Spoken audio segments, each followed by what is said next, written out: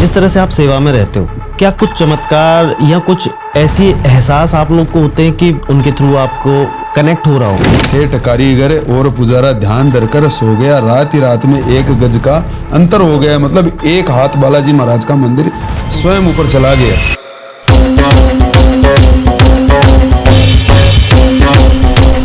दादा रात को मैंने देखा जब, तो प्रसाद कढ़ाई में थोड़ा था, अब एकदम कढ़ाई भरी हुई है। बोले बेटा वो बाबा मोहनदास जी महाराज थे, इसको औषधि बना के गए अपने चिमटे से।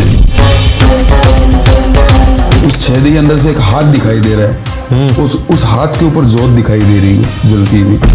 बाबा मोहनदास के कड़ों की बड़ी एक कहानी है। उन कड़ों की क्या विशेषता है और उस जल की क्या विशेषता है और कैसे वो प्राप्त हो सकता है? किसी भी प्रकार का रोग है, कष्ट है, भय है, उस जल से दूर होता है। किस तरीके का एहसास होता है जब बाबा को चोला चढ़ाते हैं आप? जब चोला भी करते हैं तो भगवान के समक्ष श्वास भी नहीं छोड़ते, जितनी देर होल्ड करके काम होता है करते हैं, उसके बाद मुंह घुमा के सांस लेके पुनः फिर वापस बाबा की तरफ देखते हैं। ऐसे क्रम में चोला चलता है। मैं 11th क्लास में था तो एक मेरे मुस्लिम दोस्त थे जो जनेऊ पहनते थे और बाबा की पूजा करते थे।